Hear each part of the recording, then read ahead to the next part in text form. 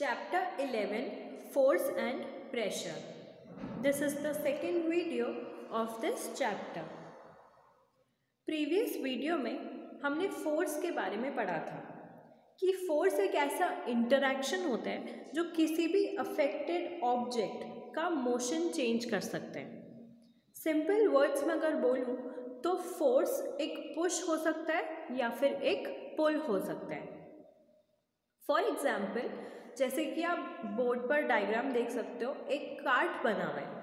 अगर हम इस कार्ट को लेफ्ट साइड से पुश करेंगे, यानी कि लेफ्ट साइड से इस पर फोर्स अप्लाई करेंगे, तो हम इस कार्ट को पुश कर रहे हैं। कार्ट चलने लगेगा, यानी कि मोशन में आ जाएगा, एक्सेलरेट हो जाएगा।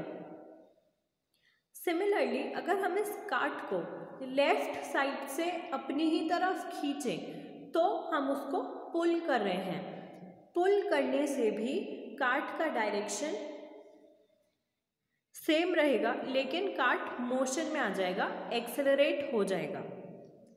सिमिलरली, अगर हम किसी बॉल को किक करते हैं, यानी कि हम उसको पुश कर रहे हैं, उस पर फोर्स अप्लाई कर रहे हैं। किसी टेबल पर अगर बुक रखी है, अगर हम उसे पुश कर रहे हैं तो वो बुक खिसक जाएगी, यानी कि मोशन में आ जाएगी। अगर हम उसको पुल कर रहे हैं तो वो वापस अपनी तरफ आ जाएगी। बुक को हम उठा भी सकते हैं, यानी कि लिफ्ट कर सकते हैं, वो भी एक फोर्स है। एक क्लोज्ड डोर को अगर हम पुल करें, यानी कि अपनी साइड खींचें, तो वो खुल जाएगा, उसका डायरेक्शन चेंज हो जाएगा। अगर हम उस गेट को वापस से पुश करके बंद कर दें तो उसका डायरेक्शन फिर से चेंज हो जाएगा। तो फोर्स अगर किसी भी ऑब्जेक्ट पर हम लगाते हैं तो उस ऑब्जेक्ट का या तो डायरेक्शन चेंज हो सकता है, शेप चेंज हो सकता है और वो मोशन में आ सकता है। लास्ट वीडियो में हमने कुछ सिचुएशंस ली थी, जैसे कि moving a book placed on a table, opening or shutting a door, drawing a bucket of water from a well, a football player taking a penalty kick, a cricket ball hit by a batsman, moving a loaded cart and opening a drawer. इन सारी situations में हमने ये देखा था कि objects या तो push कर रहे हैं हम या फिर पुल कर रहे हैं। और साइंस में किसी भी ऑब्जेक्ट पर पुश या फिर पुल लगाने को फोर्स बोलते हैं। किसी भी ऑब्जेक्ट को मोशन में लाने के लिए फोर्स अप्लाई करना पड़ता है। अब ये फोर्स कैसे अप्लाई होता है ये हम इस वीडियो में पढ़ेंगे। 11.2 forces are due to an interaction. Suppose a man is standing behind a stationary car. Will the car move due to his presence? Suppose the man now begins to push the car. That is, he applies a force on it. The car may begin to move in the direction of the applied force. Note that the man has to push the car to make it move. आप ये समझो कि एक जगह पर एक गाड़ी parked है, यानी कि स्टेशनरी पोजीशन में खड़ी है, एक ही जगह पर रुकी हुई है, और उसके पीछे जाकर एक आदमी खड़ा हो जाता है। तो उस कार के पीछे जो आदमी खड़ा है, क्या सिर्फ उसकी प्रेजेंस से वो कार मूव करने लग जाएगी, यानी कि मोशन में आ जाएगी? नहीं, ऐसा नहीं होगा। अब आप ये सोचो कि वो आदमी जो खड़ा है कार के पीछे, वो उस कार को पुश करने लग जाए, यानी कि धक्का मारने लग जाए, वो कार मूव होने लग जाएगी। कैसे मूव हुई वो कार? क्योंकि उस आदमी ने उस कार पर फोर्स अप्लाई करी। और वो किस डायरेक्शन में मूव होगी? जिस डायरेक्शन में फोर्स अप्लाई करी गई है। अगर कार का बैक साइड लेफ्ट साइड में और लेफ्ट साइड से ही फोर्स अप्लाई करी गई है, यानी कि पुश किया गया है, तो वो उसी डायरेक्शन में मूव करेगी। इसी तरह किसी और ऑब्जेक्ट को भी मूव करने के लिए मतलब मोशन में लाने के लिए फोर्स अप्लाई करने की ज़रूरत होती है। जैसे कि आप बोर्ड पर डायग्राम देख सकते हो, एक ऑब्जेक्ट रखा हुआ है और सेम टाइम पर उस ऑब्जेक्ट को पुश भी करा जा रहा है और पुल भी करा जा रहा है। मतलब आप इमेजिन करो कि एक ऑब्जेक्ट है, यानी कि एक टेबल मान लो, और एक जना लेफ्ट साइड में खड़ा होकर उसको पुश कर रहा है और दूसरा राइट साइड में खड़े होकर उसको अपनी तरफ पुल कर रहा है। क्योंकि इस ऑब्जेक्ट पर पुश और पुल एक ही डायरेक्शन में लग रहा है तो उसका डायरेक्शन ऑफ मोशन उसी साइड होगा। सिमिलरली अगर पुश और पुल का डायरेक्शन हम चेंज कर दें, पहले एरोज ईस्ट की साइड पर थी, अब एरोज वेस्ट साइड पर है, तो डायरेक्शन ऑफ मोशन, उस ऑब्जेक्ट का डायरेक्शन ऑफ मोशन भी वेस्ट साइड पर ही होगा क्योंकि उसी साइड से पुश और पुल किया जा रहा है उसको। लेकिन अगर हम इस ऑब्जेक्ट को पुश और पुल दोनों ऑपोजिट डायरेक्शन से करें, मतलब दोनों इंसान उस ऑब्जेक्ट को अपनी अपनी तरफ पुल करें, तो उसका मोशन होगा ही नहीं उस ऑब्जेक्ट में, क्योंकि उस पर फोर्स दोनों साइड से अप्लाई हो रही है। एक साइड से अप्लाई होती है तो वो उस डायरेक्शन में चलने लगता है, लेकिन अगर दोनों साइड से सेम फोर्स अप्लाई हो रही है तो उसका डायरेक्शन चेंज नहीं होगा क्योंकि वो ऑब्जेक्ट मोशन में आएगा ही नहीं। अच्छा, सपोज एक साइड से फोर्स ज़्यादा अप्लाई हो रही है, मतलब जो वेस्ट की साइड जो इंसान खड़ा है उसमें ज़्यादा फोर्स लगाने की कैपेबिलिटी है, तो वो ऑब्जेक्ट उसी डायरेक्शन में मूव होगा जहाँ पर ज़्यादा फोर्स लग रही है। ठीक है, समझ आया? नाउ सिमिलर सिचुएशंस आपकी बुक में दे रही हैं। टेबल 11.3 में दो लड़कियां हैं, दोनों अपनी अपनी साइड पर एक दूसरे को खींच रहे हैं, यानी कि ऑपोजिट डायरेक्शन में फोर्स अप्लाई हो रही है। इस सिचुएशन में क्या होगा? We can infer that at least two objects must interact for a force to come into play. कम से कम दो ऑब्जेक्ट्स को इंटरैक्ट करना पड़ेगा फोर्स अप्लाई करने के लिए। इसमें क्योंकि दोनों ही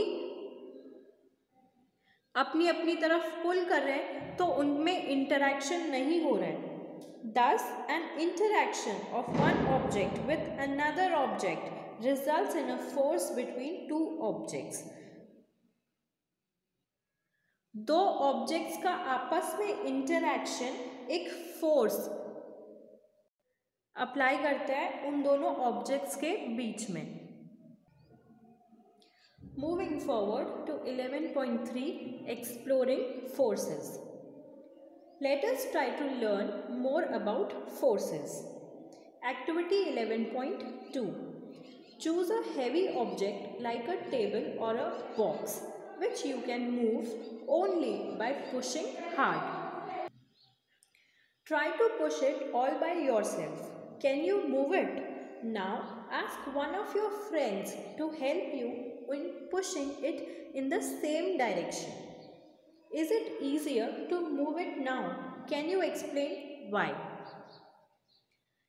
एक्टिविटी 11.2 करने के लिए आपको एक ऐसा ऑब्जेक्ट लेना है जो इतना हैवी हो कि सिर्फ पुश करने से ही मूव हो सके। आपको उसको मूव करने के लिए ट्राई करना है।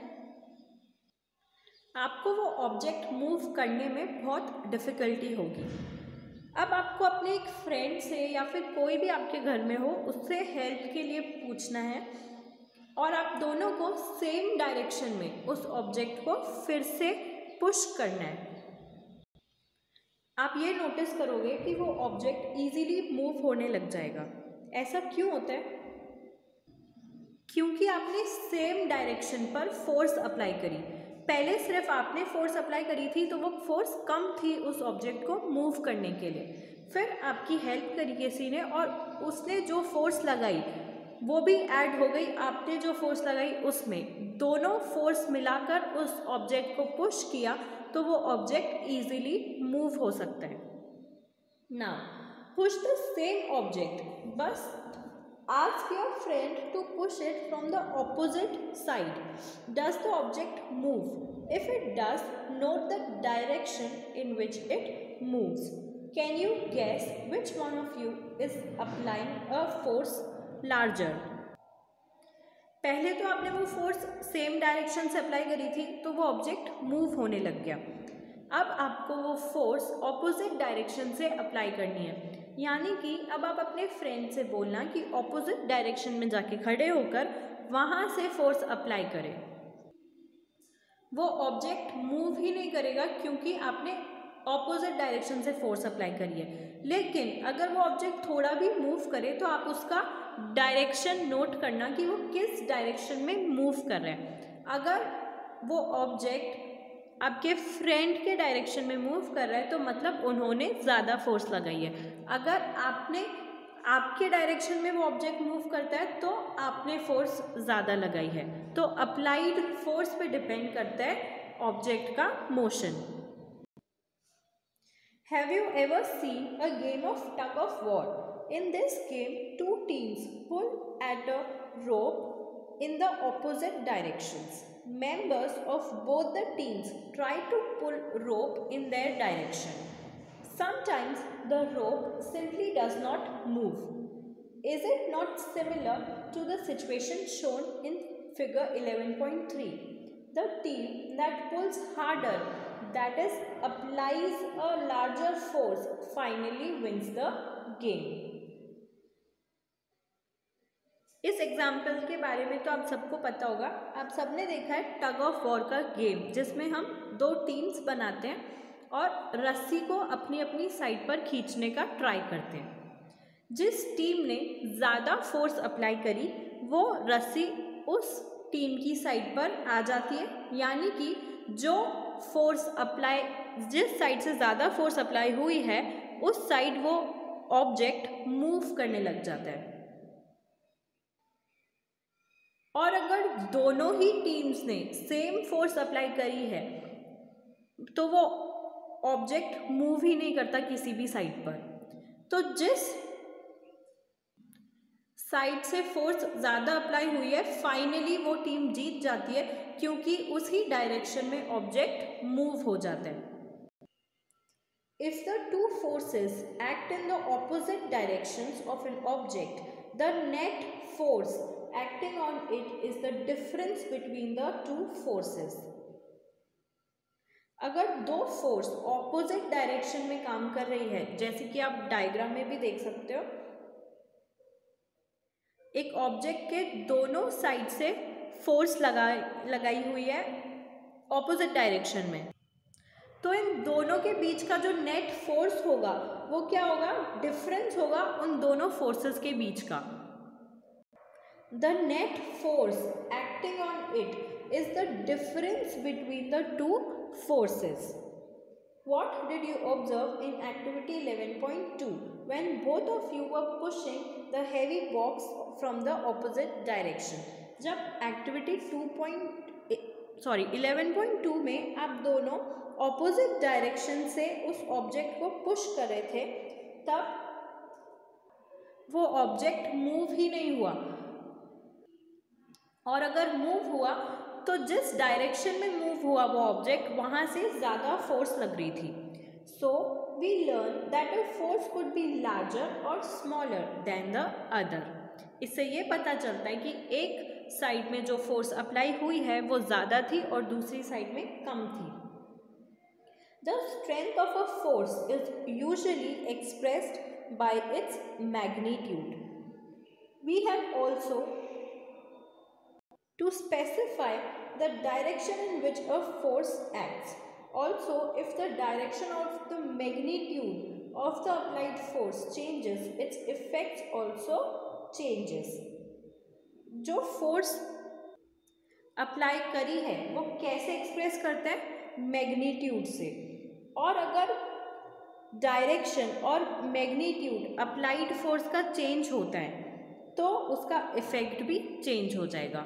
ऑब्वियसली अगर किसी फोर्स को हमने अप्लाई किया है, अगर उस फोर्स का डायरेक्शन हमने चेंज कर दिया या फिर उसका जितनी हमने लगाई है वो चेंज कर दिया, यानी कि मैग्नीट्यूड, डायरेक्शन और मैग्नीट्यूड दोनों अगर हमने चेंज कर दिया तो उस फोर्स का अब इफ़ेक्ट क्या हो रहा है वो भी चेंज हो जाएगा।